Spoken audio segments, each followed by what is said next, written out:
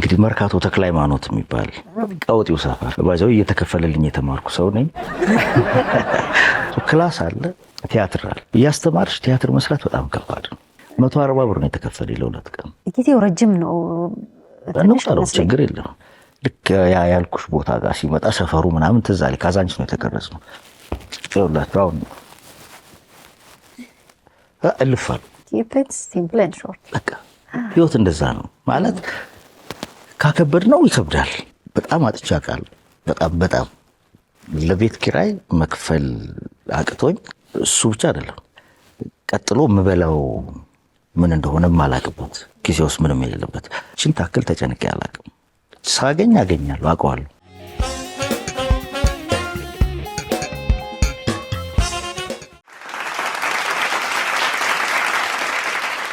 ተከላ ሾው በአባይ ቴሌቪዥን ወደ እናንተ የሚደርስበት ሰዓት ላይ ተገናኝተናል። የመጀመሪያ እንግዳይን ይዤላችሁ መጥቻለሁ። የምታውቁት ስክሪኖች ላይ ወይም የፊልም ባለሙያ ሆኖ የተለያዩ ስራዎችን ሲያቀርብ ነው። ከዛ ጀርባ ግን መምህር፣ የቲያትር ተማሪ፣ በመምህርነትም ደግሞ በቀለም ትምህርትም እንደዚሁ ወደ ጥበቡም ከገባ በኋላ ደግሞ አለቅ ብሎት የማስተማር መንፈስ ይኸው እስካሁን አስተማሪ ነው። እዚህ ያሉ ካሜራማኖች እንዳለ ብቻ በሱ እጅ ተገርተው የመጡ ልጆች ናቸውና የመጀመሪያ እንግዳይን ተቀበሉልኝ በአክብሮት። እንኳን ደህና መጣህ ዳኒ። እንኳን ደህና ቆየሽኝ። በደንብ ራስህን አስተዋውቅ እስኪ። እሺ እንግዲህ መምህር ተዋናይ ዳንኤል አበበ እባላለሁ። እንግዲህ ለምንድነው መምህርነቱን ያስቀደምኩት? እንግዲህ ከትወናውም በፊት ረጅሙን ጊዜ ከትወናውም በላይ ረጅሙን ጊዜ በመምህርነት ስላሳለፍኩ ነው። ትወናውም ላይ ሆኜ ስቲል መምህርነቱንም አልተውኩም። ስለዚህ መምህር የሚለውን ከፊት ያደረኩት ለዛ ነው። ከዛ በተጨማሪ ደግሞ ተዋናይ ነኝ፣ እጽፋለሁ፣ ዳይሬክት አደርጋለሁ። እንግዲህ ይሄን እመስላለሁ ባጭሩ። የረጅም ዓመት የህይወትም የጥበብም ጉዞህን ነው እንዲሰብሰብ ያደረካት። ግን መምህርነትንም ደግሞ በጣም እንደምትወደው እያየሁ ነበር። ቀድሞም ስናወራ የእውነት አንድ አስተማሪ የሆነ ሰው እንዴት እንደሆነ አላውቅም፣ የራሱ እንደ ጥበብ ሌላ አይነት ልክፍት አለው መሰለኝ እሱ በደንብ። ከዛ ሁሉ በፊት ትምህርት ቤት ላይ አብዛኛው ሰው ለኪነ ጥበብ ያለው ፍቅር ትምህርት ቤት ላይ ይጀምራል። የት አካባቢ ልጅ ነህ? እንዴት አይነት ተማሪ ነበርክ? እንግዲህ መርካቶ ተክለ ሃይማኖት የሚባል ቀውጢው ሰፈር እዛ ነው ተወልጄ ያደግኩት። የተማርኩት ኤሌመንተሪ አለማያ የሚባል ትምህርት ቤት አለ እዛው ወደ ፔፕሲ ጋር እድገት መስራት ፊት ለፊት ባይዘው እየተከፈለልኝ የተማርኩ ሰው ነኝ። ማለት በወር 7 ብር ወጪ ይወጣብኝ የተማርኩ ሰው ነኝ። ከዛ ሃይ ስኩል ስንገባ አዲስ ከተማ ያው የአራዶቹ ሰፈር ማላቶ ቢስተራ እንግዲህ አዲስ ከተማ። ስለዚህ የጥበብ ስራ የሚጀምረው ከኤሌመንተሪ ጀምሮ ነው። ኤሌመንተሪ ተማሪ ሆነን አንዳንድ ጊዜ አስተማሪ ቢቀርበት ጊዜ ይኖራል እና ክፍል ውስጥ አንድ መላኩ የሚባል ጓደኛ ነበረኝ። 5ኛ ክፍል 6ኛ ክፍል አብረን የተማረን። እሁድ 120 እናይና 120 ላይ እንደዚህ አጫጭር ድራማዎች እነ ደረጀና ሀብቴ ምናምን ይታያሉ። እሱን እናያለን። ከዛ ከሰኞ እስከ ዓርብ እንግዲህ አስተማሪ የሚቀርበት ወይም ይሄ ባዶ ክፍለ ጊዜ ሲገኝ እኔና መላኩ እንወጣና ለተማሪዎቹ ድራማ እንሰራለን። መጀመሪያ እንግዲህ ያው ክፍል ውስጥ ከመስራት ነው የተጀመረው። ከዛ ያደገ 8ኛ ክፍል አስታውሳለሁ የወላጆች ቀን ተብሎ ለወላጆች የሚቀርብ ድራማ ተሰራና ለመጀመሪያ ጊዜ እንግዲህ ፐብሊክ ላይ ወላጆች ባሉበት ማዘር አለች ምናምን ወጥቼ ለመጀመሪያ ጊዜ ሰው ፊት የመጀመሪያውን ቲያትር ሰራው ማለት ነው። በአጭር ነው፣ ብዙ አይደለም። ከዛ ሃይ ስኩል ስገባ የቲያትር እና ሙዚቃ ክበብ ነበር አዲስ ከተማ። እዛ እንደገባው ቀጥታ እዛ ክበብ ውስጥ ነው የገባሁት። እዛ ክበብ ውስጥ ያው በየጊዜው ትሬኒንግ እንሰራለን። ለተማሪዎች የሚቀርቡ የተለያዩ ሾዎች ላይ መስራት ጀመረ። በዛው እያደገ መጣ ማለት ነው። ከዛ ደግሞ ልክ ወደ 12ኛ ክፍል አካባቢ ስንደርስ ይሄ በየቀበሌው የወጣት ማህበር ተብሎ ተቋቁሞ ነበርና እኛ ቀበሌ ላይ ያለው የወጣት ማህበር እኔ የወጣት ማህበር አመራር ሆኜ ተመረጥኩ። 12ኛ ክፍል ላይ ወጣት ማህበር ውስጥ አመራር ውስጥ ካሉ ስራ አስፈጻሚዎች አንዱ ሆንኩ። ወጣት ማህበር ውስጥ ለምን የቲያትር ክበብ አይቋቋም የሚል ሐሳብ መጣ። እና እኔ ከሌሎች አመራሮች ጋር በመሆን እዛው ወረዳችን ውስጥ የቲያትር ክበብ አቋቋመ። ሙዚቃና ቲያትር ክበብ እነ ሚሊዮን ብርሃኔም እንግዲህ አብሮ አደግነን። እሱም የነበረበት ክበብ ተቋቋመና አንዳንድ ብር እያስከፈልን ቲያትር እንሰራለን። እንደ አመራር ኦዲት አደርጋለሁ። እንደ ስራ አስፈጻሚ ቲያትሩ ስንት አስገኘ ምናምን ኦዲት እናደርጋለን። እንደ ቲያትረኛ ደግሞ ገባለው፣ እተውናለሁ። እዛው ራሳችን ትኬት ቆርጠን ምናምን ነው የምንሰራው እና ያቺ ትንሿ ነገር አድጋ ድል በትግል አዳራሽ የሚባል አለ። ድል በትግል በጣም ዝነኛ አዳራሽ ነው።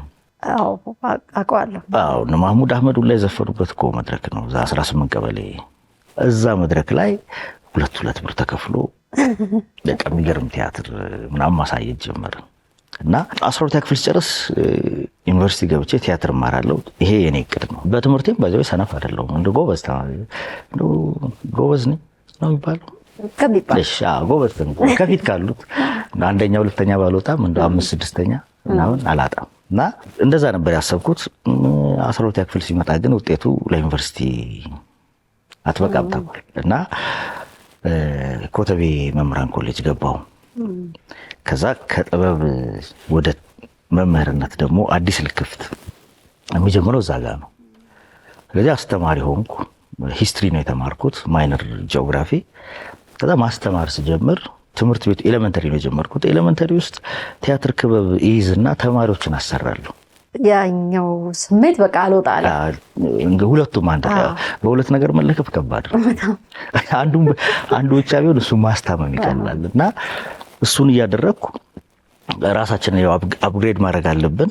ስለዚህ አዲስ አበባ ዩኒቨርሲቲ የማታ ተመዘገብኩ። ቢዝነስ ኤዱኬሽን የሚባል ትምህርት። ቢዝነስ ኤዱኬሽን 1 ዓመት እንደተማርኩ ቀጣይ ዓመት ቲያትር ዲፓርትመንት ኤክስቴንሽን ይጀምራል ተባለ። ይህንን እዛ አዲስ አበባ ዩኒቨርሲቲ ሄጄ ዲፓርትመንት አጣራሁ። አዎ ይጀምራል ሲሉኝ ወደ ግራም አላልኩ ወደ ቀኝም ኢቨን ዊዝድሮ አልሞላውም። ቀረው የቢዝነስ ኤዱኬሽኑን ቀረው። ከዛ ቀጣይ ዓመት ቲያትር ተመዘገብኩ። ቲያትር መማር ጀመርኩ። ስለዚህ ቀን አስተምራለሁ፣ ማታ ቲያትር እማራለሁ። እንደዛ እያለ ቲያትሩም አለቀ።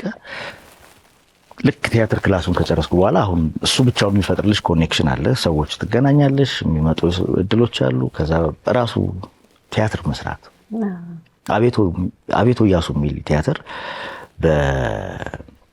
በመምህራችን አቦና አሻግሬ እሱ አዘጋጅነት ሜጋ አምፊ ቲያትር ቆንጆ ቲያትር አሳይተናል እና አቤቶ እያሱ የሚል ከዛ ጀምሮ ነው እንግዲህ ጥበቡም ትምህርቱም አብሮ የመጣው ትልልሽ ነው። ቲያትር እንደመማርህ እንደመውደድህ ልጆች እንደማሰልጠንህ ቲያትር የሰራህ አልመሰለኝ። ከነዚህኛዎቹ ከፕሮጀክቶች ወይ ምናምን ለምን ጠፋህ? ከባድ ነው እውነት ለመናገር ቲያትርን እየወደድሽ ቲያትር አለመስራት በጣም ከባድ ነው። እኔ አሁንም ነው የምልሽ ከየትኛውም ስራ በላይ ቲያትር ብሰራ በጣም ደስተኛ ሆኜ የምሰራው ስራ ይመስለኛል። ግን አሁን መጀመሪያ ያሹ አንድ ስራ አለ። ለምሳሌ መምህርነት አለ፣ ክላስ አለ፣ ቲያትር አለ። እያስተማርሽ ቲያትር መስራት በጣም ከባድ ነው። አንያ ቲያትር የሚፈልገው ጊዜ በጣም ብዙ ጊዜ ይፈልጋል ቲያትር ብቻው። ማስተማርም ልክ የዛም ያክል ነው። ማስተማር ብዙ ጊዜ ክላስ መግባት ብቻ አይደለም። ከክላስ ውጪ ማስተማር ብዙ ስራ አለው። ቀድሞ ማንበብ፣ መዘጋጀት፣ ተማሪዎች ከፈተንሽ በኋላ ማረም፣ ግሬድ መሙላት ራሱን የቻለ ብዙ ሂደት አለው እና ያ ራሱ ቢዚ ያደርግሻል። ለቲያትር የሚመች ጊዜ አይሰጥም። ስለዚህ ቲያትሩን ያስቀረኝ እንዳልሰራ ያደረገኝ እሱ ነው። ፊልም የተመቸ ለዛ ነው። ፊልም የሆነ ስኬጁል ይሰጥሻል። በዛ ስኬጁል መሰረት አጣጥመሽ ፊልሙን ትሰሪያለሽ። ከዛ በኋላ ግን በእርግጠኝነት ወደ ቲያትር እመጣለሁ። አባት ሆኜም ቢሆን እመጣለሁ። ያለ ሜካፕ አባት የሚሆንበት ጊዜ ላይ ስደርስ አፍቃሪ ምናምን የሚሆንበት ዘመን ያለቀ ይመስለኛል። ችግር የለም፣ ሁሉም አይነት አፍቃሪ አለ እንዴ፣ እድሜ አይገድበውም ፍቅር። እሺ የመጀመሪያ ስራ ምንድን ነው? ወደ ፊልምም ስትመጣ ደግሞ እንደዚሁ በቃ ውሳኔ ራስ ነገር ይፈልጋል። በቃ ፊልም ልስራ። ያው ቲያትር የተማረ ሰው ቲያትር ብሰራ ብሎ ማሰቡ አይቀርም። እንዳልከው አጭር ጊዜ መፈለጉ፣ ቶሎ ሰርቶ መውጣት መቻሉ፣ ፊልም የራሱ ደግሞ ጊዜ አለመውሰዱ ለመስራት ተመችቶ ሊሆን ይችላል። እንዴት ካስት ተደረግ ወይ በመታወቃቸው ሰዎች ጋር ነው የሰራኸው? መጀመሪያ ስራስ ምን ነበር? አዎ እንግዲህ እንዳልኩሽ ነው እዛ አዲስ አበባ ዩኒቨርሲቲ ቲያትር እየተማረን መምህሮቼ ነው እንግዲህ መጀመሪያውም የቲያትሩንም ካስት የተደረግነው አይደል። የፊልሙም ካስት ስንደረግ አጋጣሚ ጤዛ ሊሰራ እዚህ ኢትዮጵያ ውስጥ ነበርና መምህራችን ለምን ከኛ ተማሪዎች ካስት አታደርጉም ብሎ ይጋብዛቸዋል። ረዳት ፕሮፌሰር ነብዩ ባዬ ነው እና ኃይሌ ገሪማን እንግዲህ ፕሮፌሰር ኃይሌ ገሪማን ጋበዛቸው። ክላሳችን መጡ። እኔ ለመጀመሪያ ጊዜ ፕሮፌሰር ኃይሌ ገሪማን ክላስ ውስጥ እንዲቁጭ ብለን ቆመው ከረዳት ዳይሬክተሩ ጋር ሲያወሩ በቃ የመጨረሻውን ጥግ ነካው እስኪመስለኝ ድረስ እና አዩን ፕሮፋይል ወሰዱ ምናምን። ከዛ ተደወለልኝ እና በቃ ካስት ተደርጋል ተባልኩ። ትልቅ እንዳይመስልሽ እኮ አንድ ሲን ላይ የሆነ ክላሽ ይዞ የሚቆም ወታደር በቃ 2 ቀን ሌሊት ነው የተቀረጽነው። ብታምኚም ባታምኚም 140 ብር ነው የተከፈለኝ ለ2 ቀን። ጊዜው ረጅም ነው። እንቁጠረው፣ ችግር የለም አይዞሽ፣ እኔ እድሜ አልፈራም። አይ እሺ፣ ብዙም አስቤ ነበር። 1996 ላይ ነውና 140 ብር የ2 ቀን በቀን 70 ብር 140 ብር በቃ ምን ልበልሽ ኦልሞስት የደሞዜን ግማሽ እና የመጀመሪያው የፊልም ላይ እንግዲህ ካሜራ ፊት የቆምኩት ያኔ ነው። ብዙ ነው በቃ ያስደነግጥሻል የሚወርደው ካሜራ የምናምኑ ብዛት እና በጣም የሚያስቀኝ እንደዛ 2 ቀን አድረን ነው የተቀረጽነው ብዬሻለሁ። እና ፊልሙ ሲታይ 3 ዓመት ምናምን ቆይቶ ነው የታየው።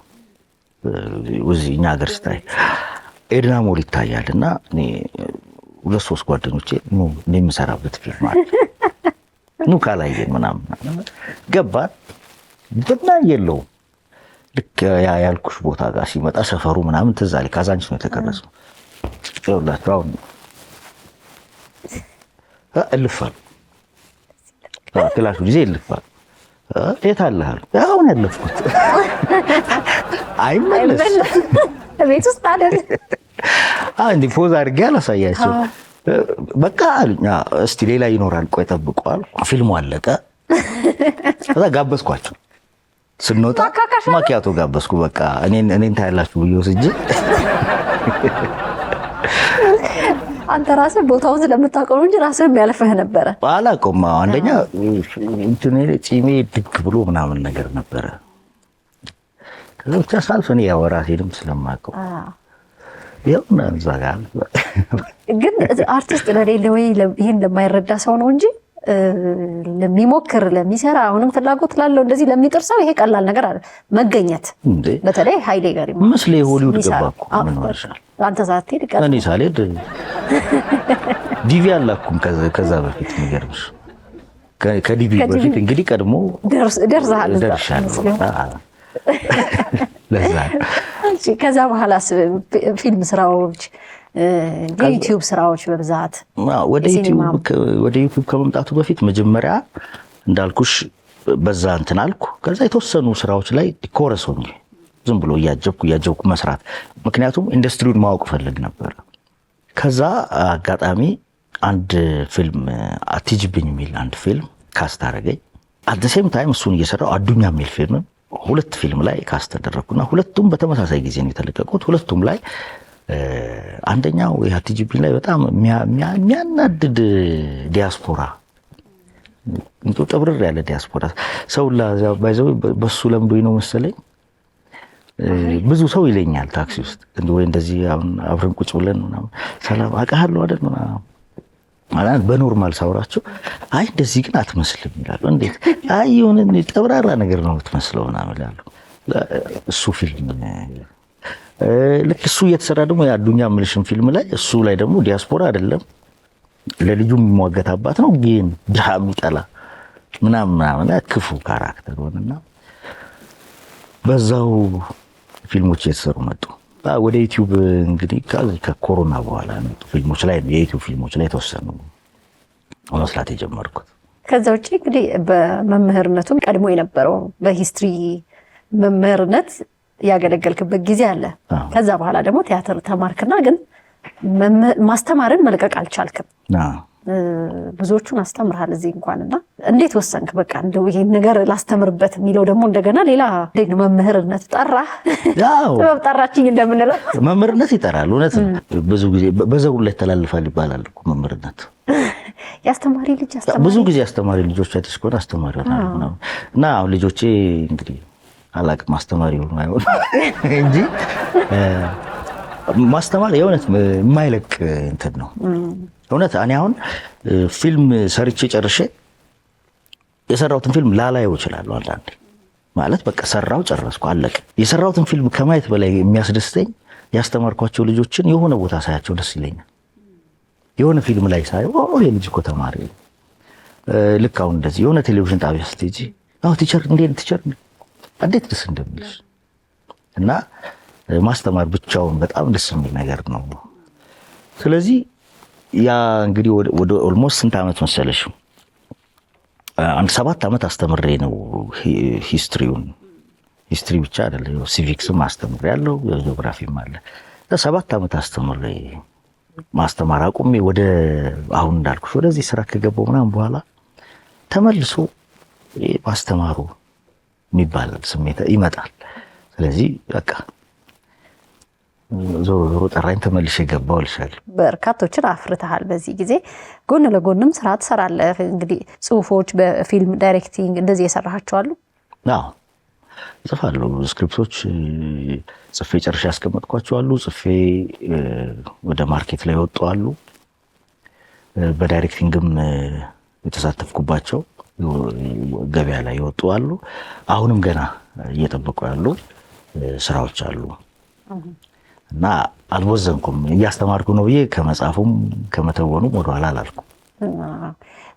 የልብ የሚያደርስ ስራ ብዙ ሰው በቃ ይሄ የምፈተንበት እንደዚህ ይላል። ሙያው ላይ ስትሆን ዝም ብሎ ለመስራት አይደለም የሚሰራው፣ የምትሰራበት ጊዜ አለ በተለያየ ምክንያት። ከዚህ በፊት አንድ ተዋናይ እንደዚህ ሲጠየቅ አይ ሁሉንም ለጥበቡ ብዬ ሁሉንም ስክሪፕቱን ወድጄ አይደለም አንዳንዱ ለቤት ኪራይ ነው የተሰራው የሚል አለ። እንደዚህ አይነት አጋጣሚዎች አሉ። በቃ ይሄን እንደው መቼስ ወይ ራሴ ገብቼ አስተካክለው ይሆናል እንጂ ስክሪፕቱን በምትፈልገው ልክ ላይመጣ ይችላል። እንደዚህ አይነት አጋጣሚዎች ካሉ ንገሪኝ። ኧረ ብዙ አለ። አሁን ብዙ ከሰራናቸው እንግዲህ ብዙዎቹ እንዳልኩሽ ስክሪፕቱን አትወጂውም ወይ የሆነ በቃ ስሜት የማይሰጥሽ ይሆንና ግን ደግሞ ልክ አሁን አንቺ እንዳልሽው አክቹዋሊ ቤት ኪራይ አስጨንቆኝ አያውቅም።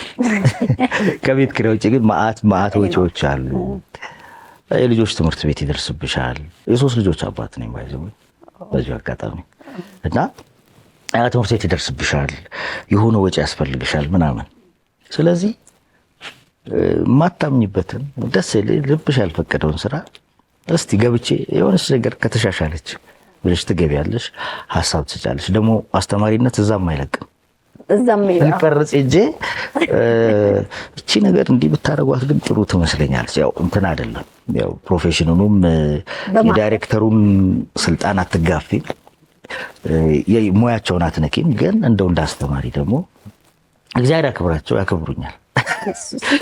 እንዲህ ብታረጓት ምናምን ብዬ ሀሳብ እሰጣለሁ። አይቀርም አንዳንዴ ልተውን ተጠርቼ ዳይሬክት አድርጌ የወጣሁበት ፊልም አለ። በቃ እኔ ራሴ የዳይሬክተሩን ስራ በቃ ተነጋግረን በቃ አሪፍ ነው እስቲ አንተን ከሰሙ አንተ ያዘው ብሎኝ ዳይሬክት አድርጌ የወጣሁበትን ፊልም አለና እንዳልኩሽ ነው። ሁሉንም አምነሽበት አትሰሪም። የተለያየ ምክንያት ይኖርሃል። እስቲ ስለ ቤተሰብ ሁኔታ እናውራ። 3 ልጆች አሉን ስትለኝ ተሰርቶበታል እድሜው ብዬ አሰብኩ። እንደ አባት አንተ ምን አይነት አባት ነህ? ምን አይነት የቤተሰብ ሰው ነህ? እንግዲህ ልጆቼ ትልቁ 10 ዓመት፣ ትንሹ ሁለተኛው 4 ዓመት፣ ሶስተኛው ገና የ9 ወር ልጅ ነው። እንግዲህ እንደ አባት ስለ ራስ ሲወራ ጥሩ ብዙ አይደለም፣ ግን እንደ እውነት እንደ አባት እኔ ልጆቼ እንደው ሳልፍ ነገ ሰው ተሰባሪ ነውና ነገ እኔ ሳልፍ አባቴ ብለው ሲያስታውሱ ምን አይነት አባት ትዝ ይበላቸው ብዬ የሚጨነቅ አባት ነው። አባቴ ትዝ ሲል አባዬ እኮ ይቆጣኝ ነበር፣ አባዬ እኮ እንዲህ ነው እንደዛ እንዲያስቡኝ አልፈልግም እና በተቻለኝ መጠን በሚችለው አቅም ለልጆቼ ጊዜ እሰጣለሁ፣ ለልጆቼ ፍቅር እሰጣለሁ። እሱ ይመስለኛል ትልቁ ነገር። እውነትም ለመናገር እኛ ፈልገን ላመጣናቸው ልጆች ፍቅር መንፈግ ተገቢ አይደለም ብዬ አስባለሁ። ስለዚህ ለልጆች በተቻለ መጠን ለሌሎችም ለጓደኞቼ ምናልባት እዚህ ፕሮግራም ለሚያዩ አባቶችም መክረው ወደ ቤት ይዘህላቸው ከምትገባው ዳቦ በላይ ልጆች ፈገግ ብሎ የሚገባባትን ማየት ይፈልጋሉ። ስለዚህ በተቻለን መጠን ፍቅሩን አለማጉደል እና የሆነች ጊዜ መስጠት። ለምሳሌ ነው የምልሽ እንደው በጣም አስገዳጅ ካልሆነብኝ ከአቅም በላይ ሆኖ ፕሮግራም እንትን ማድረግ ከሌለብኝ በስተቀር እሁድ የልጆቼ ቀን ነው። እሁድ በቃ ጠዋት እነሳለሁ፣ ከልጆቼ ጋር ማድረግ ያለብኝን ኳስ መጫወት ከሆነ አብሬያቸው ኳስ እጫወታለሁ፣ ወይ እነሱ የሚያስደስታቸው ነገር ቀኑ ያነሱ እስከሆነ ሰዓት ከሰዓት በኋላ እነሱም ይደክማቸዋል። ገላቸውን ተጣጥበው የቤት ስራቸውን የሚሰራው ወደዛ ይሄዳሉ። ከዛ እኔም ወደ ጉዳይ ይሄዳሉ እንጂ እሁድ ከልጆቼ ላይ እንደው አደራችሁን መልእክት ላስተላልፍበት። ስራ ልታሰሩኝ የምታስቡ ሰዎች እሁድ ባትቀጥሩኝ ደስ ይለኛል። አደራችሁ ስራ ልታሰሩኝ የምትፈልጉ ሰዎች እሁድ ባትቀጥሩኝ ደስ ይለኛል። ሌላ አይነት መልእክት ነበር እኔ ጠብቅ አንድ ሳውራ የተረዳሁት ነገር ነበርና ራስ ብትለው ደስ ይለኛል። ለህይወት ያለህ አመለካከት ህይወትን የምትኖርበት መንገድ ቀልል ያለ ነው። ኪስ የምትል ነገር ብለህኝ በጣም ራስህ ስትተነትናት ነው የገባኝ እንጂ ዞሮብኝ ነበር። ምን ማለት ነው? መርህ ነች። ሰው ሲኖር ኪስ እያደረገ መኖር አለበት። ኪስ KISS ነው። KISS ምንድን ነው? እኔ የማውቀው እንግዲህ መሳም ነው። ጥሩ ግን ሌላ ተረጓሚ ካለ እንቀበላለን ወይ ፍቅር መስጠት ከሆነም እሺ። ከዚህ ሁሉ ይርቃል። እንደው አብሪቬሽን ነው። ኪፕ ኢት ሲምፕል ኤንድ ሾርት ብለሽ ስትተንትኝ ኪፕ ኢት ሲምፕል ኤንድ ሾርት። በቃ ህይወት እንደዛ ነው ማለት። ካከበድ ነው ይከብዳል፣ ካቀለል ነው ይቀላል። ስለዚህ እኔ እንደ መርህ ነው የምልሽ። ብዙ ቦታ ላይ በጣም ብዙ ችግር ገጥሞኛ ቃል የሚያስጠላ ሁኔታ ውስጥ ሆኛ ቃለው ራሴን አግኝቼው አውቃለሁ። ስቲል ግን እዛ ውስጥ ሆኜም it is very simple and it is very short። ነገ ያልፋል፣ ነገ የተሻለ ቀን ይመጣል። ስለዚህ ይሄ መርህ በጣም በቃ ስትኖሪ ከባዱ ነገር ሲመጣም አያስደነግጠኝም። በጣም አሪፉም ነገር ሲመጣ ደግሞ እንደው ያዙ ልቀቁኝ የምል ሰው አይደለሁም እና ኪስ እሷ ነች እንግዲህ ህይወትን ቅልል አድርገህ የምትኖር ሰው ነህ። ለገባው ትልቅ ምክር ነው። ግን አንዳንዴ ጭንቅላት ይለምዳል መሰለኝ፣ መጨነቅ ራሱ ይለመዳል እና ልክ ሳትጨነቅ ስትቀር ምን ሊሆን ነው ምን ሊፈጠር ነው እኛ የምንቆጣጠረው ይመስል። ሌላው ነገር የሰዎች ባህሪ ገንዘብ ሲያገኙ ሲያጡ እንደዚህ አይነት ሁኔታዎች በጣም እንቀያየራለን ብዙዎቻችን። አንተን አይነካካህም አሉ። የወዳጅን የጠላት ወሬ የወዳጅ ምን መሰለሽ፣ ከማግኘቱም ከማጣቱም በላይ እኔ እበልጣለሁ ብዬ አስባለሁ።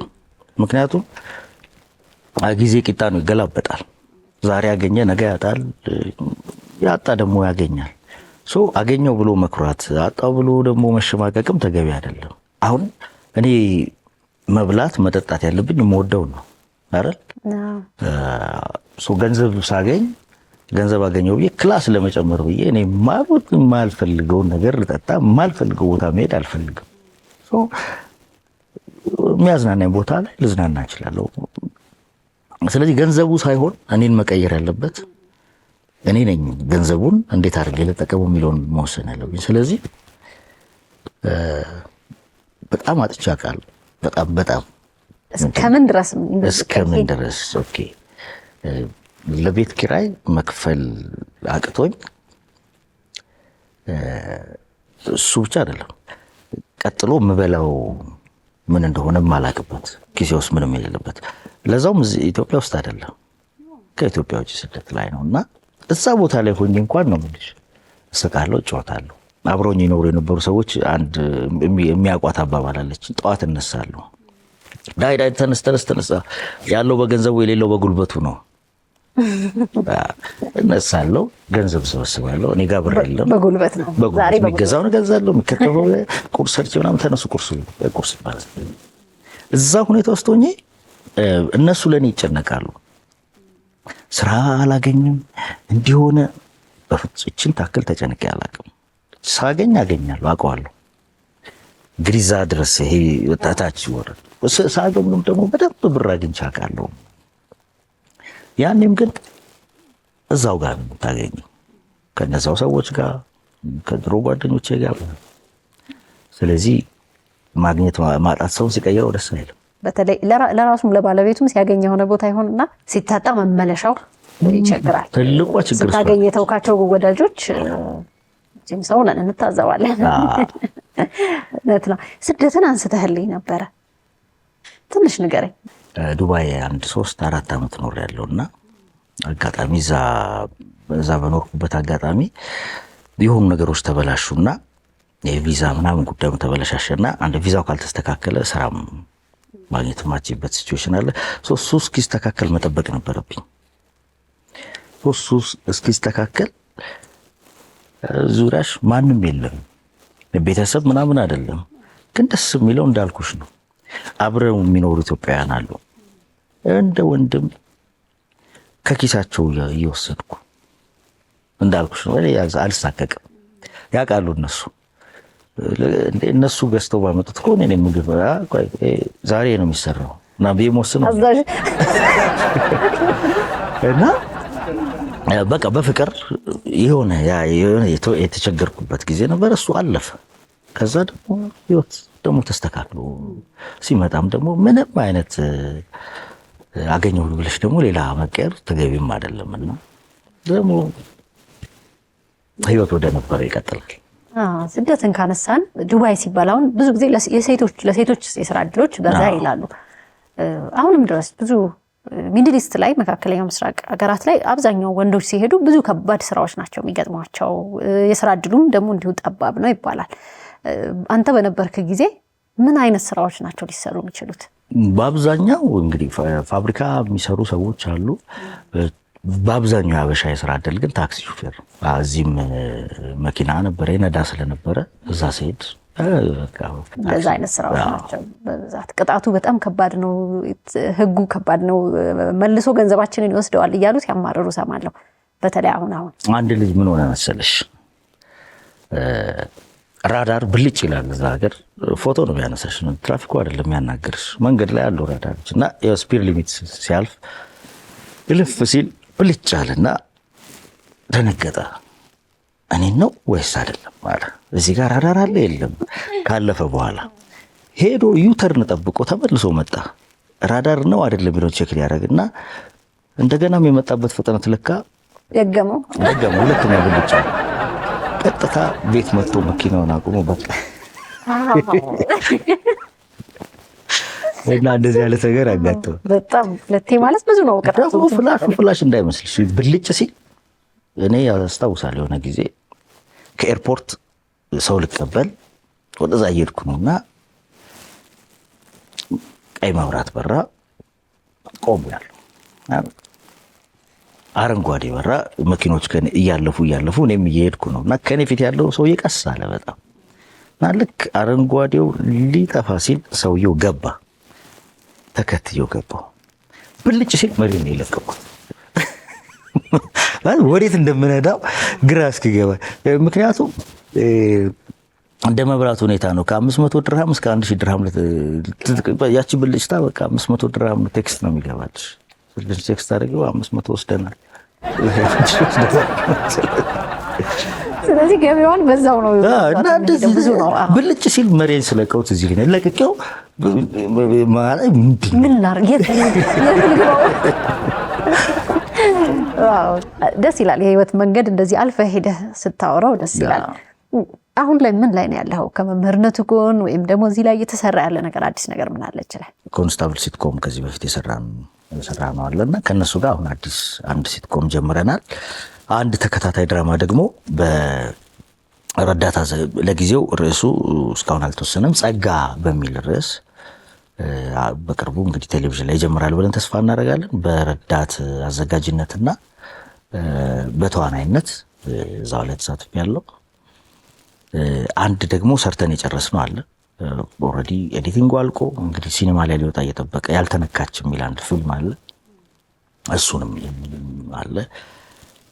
እንግዲህ እንዲህ እያለን እንጠብቃለን። ልጆችም ተማሪዎች ማፍራትም ትልቅ ነገር ነው። አንተ ያስተማርካቸው ልጆች ወጥተው ስራ ላይ በብዛት ሲሆኑ ማየት አንድ ነገር ነው። እንደው ቀረ የምትለው ምስጋናም ቅሬታም ፈለግከው እድሉ ያንተ። እንግዲህ ምንም ቀረ የምለው የለኝም። እንዳልኩት ግን እዚህ ሀገር እውነት ለመናገር በጣም ሊከበር የሚገባው ሙያ መምህርነት ነው። አስተማሪ ስለሆንኩ አደላ እንዳትኝ እንጂ መምህራኖቻችንን በጣም እናክብራቸው።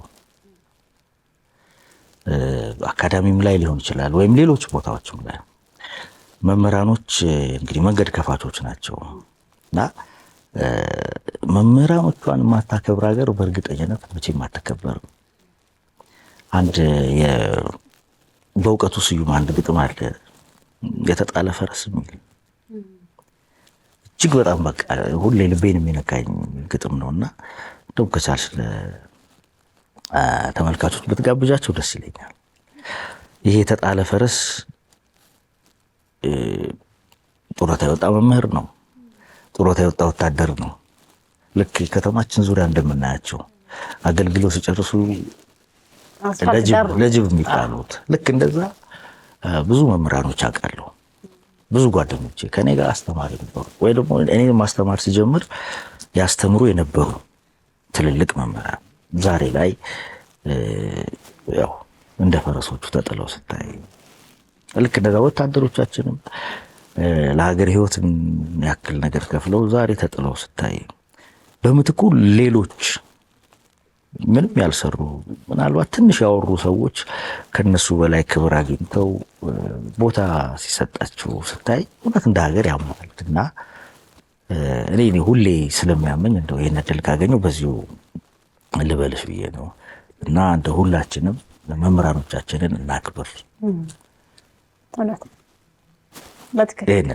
ምስጋናም ካለ ሌላም ነገር ካለ ይቻላል። በዚህ ሁሉ የህይወት መንገድ ውስጥ የሚመሰገኑ ሰዎች አይጠፉም መቼም። አዎ እንግዲህ ለማመስገን ከሁሉ በፊት መጀመሪያ ፈጣሪ ነው የምታመሰግኘው። ደጉም ቀን ክፉም ቀን አልፎ ዛሬ ላይ እንደዚህ ስትገኝ እውነት ለመናገር መጀመሪያ ከሁሉ በፊት ምስጋናውን ፈጣሪ ይወስደዋል። ከፈጣሪ ቀጥሎ ደግሞ ሁላችንም ዙሪያችን ያሉ ቤተሰቦቻችን አሉ። በክፉም በደጉም አብረውኝ ያሉ ቤተሰቦቼ፣ ወንድሞቼ፣ እህቶቼ፣ ባለቤቴ እንዲሁም ሌሎች ሰዎች ቤተሰብ የምንላቸው ሰዎች ምስጋናውን ይወሰዱ። ከዛ በተረፈ ቅድም እንዳልኩሽ እኔ ይህንን መስመር ያሳዩኝ መምህራኖቼ ናቸው። ቅድም ብዬሻለሁ። ለመጀመሪያ ጊዜ ለፊልም ትወና ካስት ስደረግ ያን እድል የፈጠረልኝ ረዳት ፕሮፌሰር ነብዩ ባዬ ነው። ለቲያትር የሜጋ አምፊ ቲያትር ለታየው ቲያትር ለመጀመሪያ ጊዜ ካስት ያደረገኝ ፕሮፌሰር አቦና አሻግሬ ነው። ስለዚህ መንገዴን ያሳዩኝ እነሱ ናቸው። ከማስተማር ባለፈ የመጀመሪያው መንገድ ያሳዩኝ እነሱ ናቸው። ስለዚህ መምህራኖቼን ምስጋና መስጠት ፈልጋለሁ። ከሃይስኩል ጀምሮ እነ ቲቸር ኤልሳ፣ ቲቸር ቢሻው ስትሪት ቲቸር ነበሩ። እንዴት እንደምወዳቸው እና እነዚህ አስተማሪዎቼን ላመሰግናቸው እወዳለሁ። ከዛ በተረፈ የስራ ባልደረቦቼ በመምህርነቱም ላይ በጥበብ ሙያውም ላይ አብራችሁን የሰራችሁ ባለሙያዎች ከልብ አመሰግናለሁ። ከዚህም በኋላ እንግዲህ እንደ እግዚአብሔር ፈቃድ አብረን እንሰራለን እያስባለሁ። ሰብከው እንዲሳካ እንመኛለን። አሜን። እንግዳችን ስለነበርክ እኛም ደግሞ እናመሰግናለን። እጅግ በጣም አመሰግናለሁ። አክብራችሁ እንግዲህ የሚናገረው አለ ብላችሁ ምናልባት ያላስወራው እንደውም ብዙ ይኖር ይሆናል። የሚናገረው አለ ብላችሁ አክብራችሁ ስለጠራችሁ እኔ ራሴ ከልብ አመሰግናለሁ። ያው እናመሰግናለን በጣም። በሌላ ስራም ደግሞ እንገናኛለን ብዬ ተስፋ አደርጋለሁ። በደንብ እንገናኛለን። እናመሰግናለን። ሰከላ ይቀጥላል። አብራችሁን ሆኑ።